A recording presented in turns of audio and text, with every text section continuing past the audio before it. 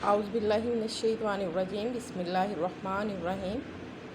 अस्सलाम वालेकुम बेटा सेकेंड ईयर। आज हम पियाजे के वकूफ़ी नशोनुमा के नज़रिए के अगले दो मराहिल ठोस अमली दर्जे और रस्मी अमली दर्जे के बारे में पढ़ेंगे।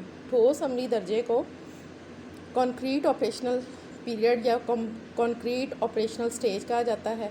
ये 7 से 11 साल की का अरसा है, ठीक है।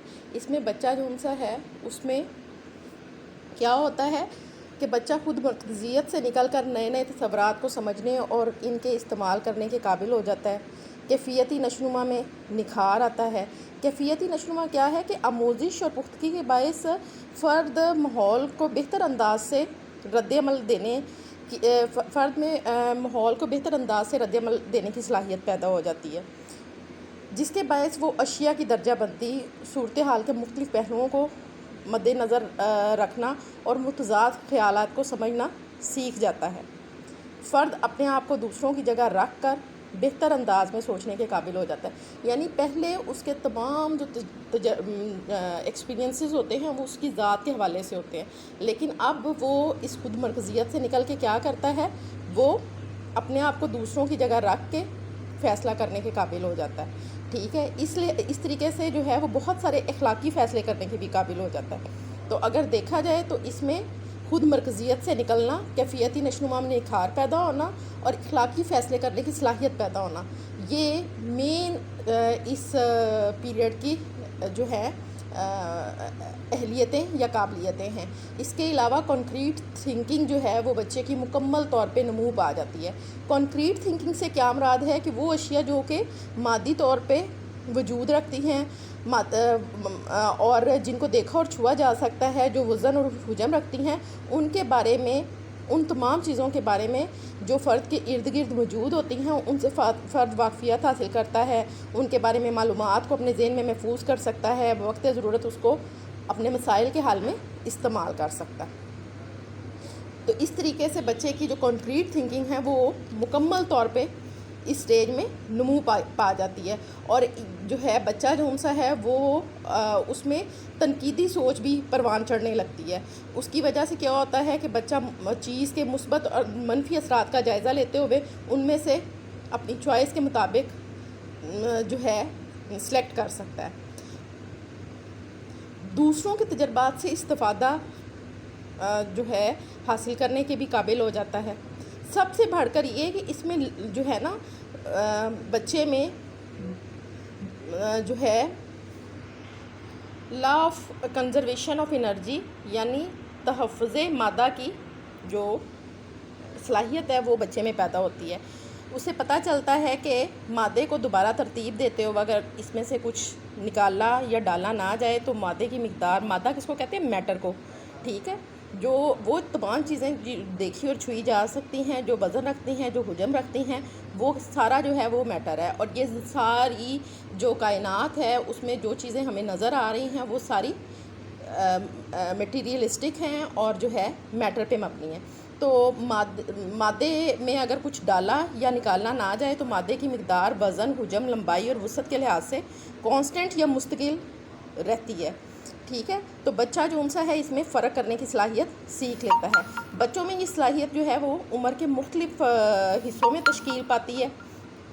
6-7 साल की उम्र में बच्चा जो सा है वो मादे के असल ढेर की पहचान कर सकता है, यानी अगर नमक, चीनी और मैदा पड़ा हो तो बच्चा जो सा है उसके ख्वास के मुताबिक जो है इन तीनों चीज़ों में को अलहदा कर सकता है। गो कि ये तीनों एक दूसरे से जो है मतलब रंग के लिहाज से मिलती जुलती नज़र आती हैं, लेकिन वो इनके ख्वास के लिहाज से इनको जो है डिफ्रेंशिएट कर लेगा।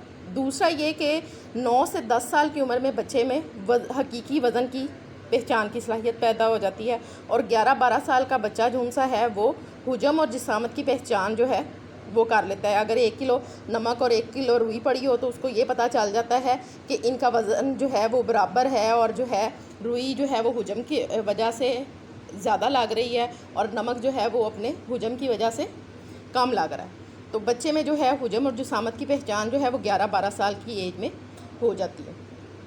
अब हम चौथे और आखिरी اسٹیج جس کو رسمی عملی درجہ یا اس کو فارمل آپریشنل پیریڈ کہا جاتا ہے، اس کے بارے میں پڑھیں گے۔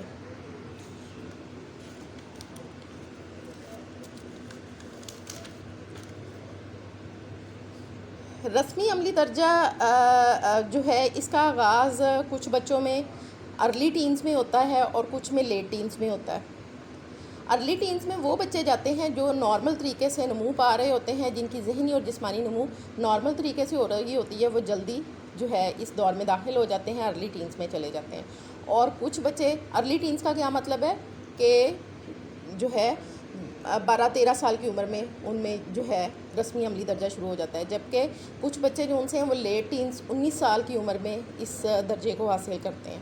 کیوں اس طرح سے ہوتا ہے؟ کیونکہ بچے جو ان سے ہیں وہ مطلب ان کی سیکھنے کی صلاحیت تھوڑی کم ہوتی ہے، جس کی وجہ سے کیا ہے کہ ان کی وقوفی نشو و نما جو ہے وہ دوسرے بچوں کی نسبت سلو ہوتی ہے، تو ایسے بچے جو ہیں لیٹ ٹینز میں جو ہے اس درجے میں داخل ہوتے ہیں۔ اور کچھ بچے ایسے ہوتے ہیں کہ جن کی جو کہ ایوریج جو ہے آئی کیو رکھتے ہیں اور وہ اس درجے میں کبھی بھی داخل نہیں ہو سکتے ہیں۔ اس میں جو ہے بچہ جو ان سا ہے وہ اس میں ایبسٹریکٹ تھنکنگ کی صلاحیت پیدا ہوتی ہے۔ ایبسٹریکٹ تھنکنگ کس کو کہتے ہیں؟ تجریدی سوچ کو۔ تجریدی سوچ یعنی وہ تمام اشیاء جو کہ مادی وجود نہیں رکھتی، ان کے بارے میں بچے کے تصورات کلیئر ہونے شروع ہو جاتے ہیں۔ وہ مختلف صفات جس طرح سے ایمانداری، خوبصورتی